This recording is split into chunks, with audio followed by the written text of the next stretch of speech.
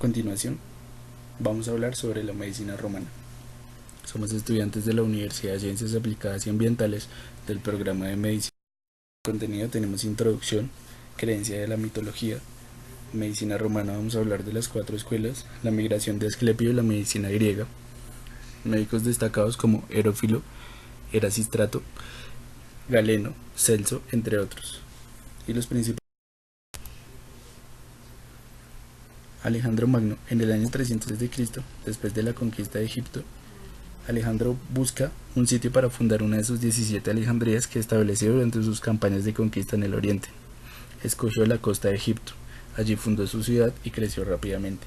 En el año 323, tras su muerte, 3 de sus generales macedónicos fundaron dinastías importantes para el desarrollo ulterior de la cultura helenística: Antígono I, Seleuco I y Ptolomeo Soter. Durante el reinado de Ptolomeo Soter, que dura casi 50 años, se establecen las 3 instituciones que harían a esa ciudad importante como Roma en el siglo III a.C., y que le daría un sitio privilegiado en la historia de la cultura occidental: el faro, el museo y la biblioteca. Se dice que la biblioteca tendría más de 700.000 libros o rollos en papiro, y estos, junto con las espléndidas instalaciones del museo, atrajo a los literarios, filósofos, artistas y científicos.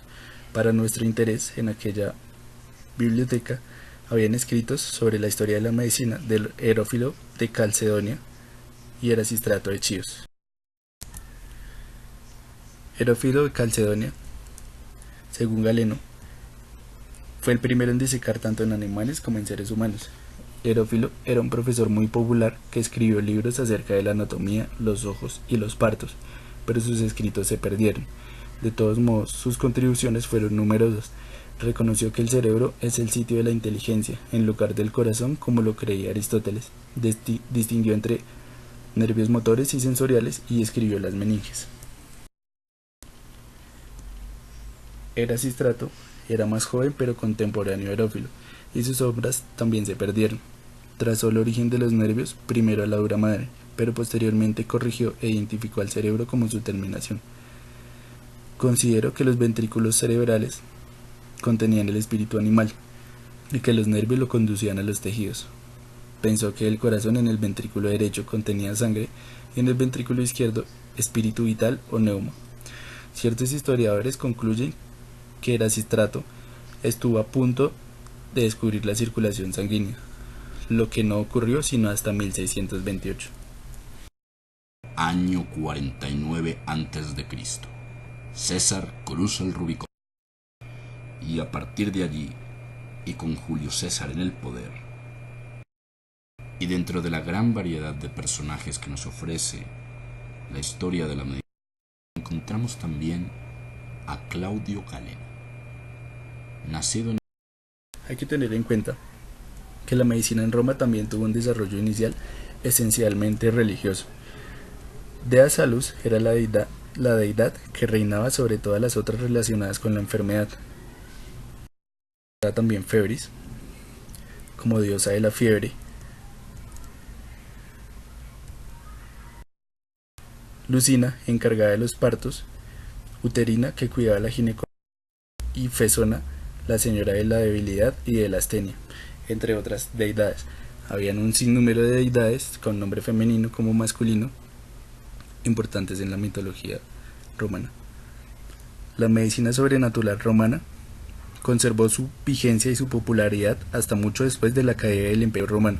Su naturaleza esencialmente religiosa le permitió integrarse con las teorías médicas que surgieron del Imperio bizantino y que prevalecieron durante toda la Edad Media.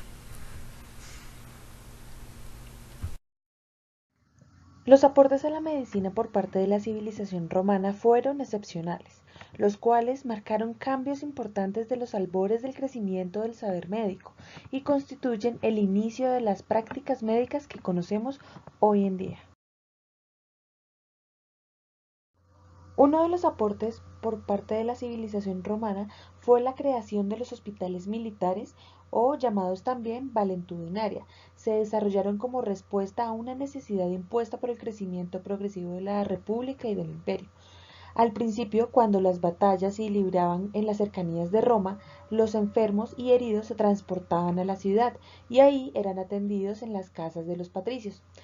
Cuando las acciones empezaron a ocurrir más lejos, sobre todo cuando la expansión territorial sacó a las legiones romanas de Italia, el problema de la atención de los heridos se resolvió cuando un espacio especialmente dedicado a ellos dentro del campo militar fue creado.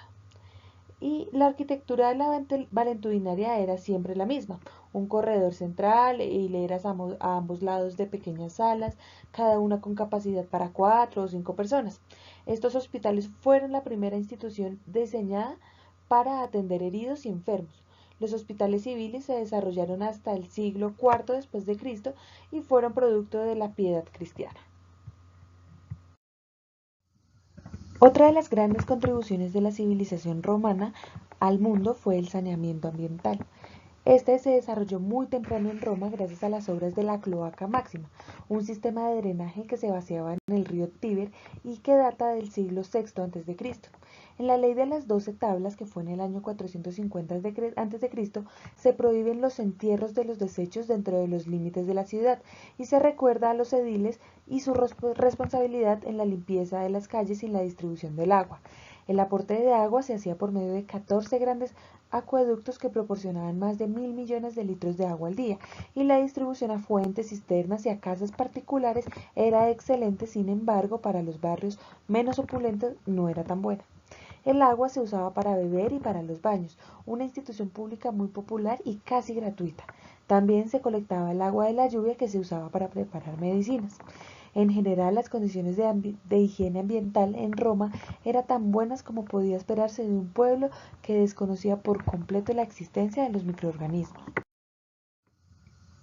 Durante la República, la mayoría de los médicos eran esclavos o eran griegos, o sea, estaban sujetos a una posición subordinada, pero el imperio de Julio César concedió la ciudadanía a todos los que ejercieran la medicina en Roma. Además, se estableció un servicio médico público, en el que la ciudad contrataba a uno o más médicos y les proporcionaba instrumentos para que atendieran de forma gratuita a cualquier persona que solicitara su ayuda. Los salarios de estos profesionales los fijaban los consejeros municipales. También se organizó el servicio médico de la Casa Imperial y muchos de los patricios retenían en forma particular a uno o más médicos para que atendieran a sus familias. Con el tiempo también se legisló que la elección de un médico al servicio público debería ser aprobada por otros 7 miembros de ese servicio. Las plazas eran muy solicitadas porque los titulares estaban exentos de pagar impuestos y de servir en el ejército. El gobierno los estimulaba a que tomaran estudiantes, por lo que podían recibir ingresos adicionales a estos.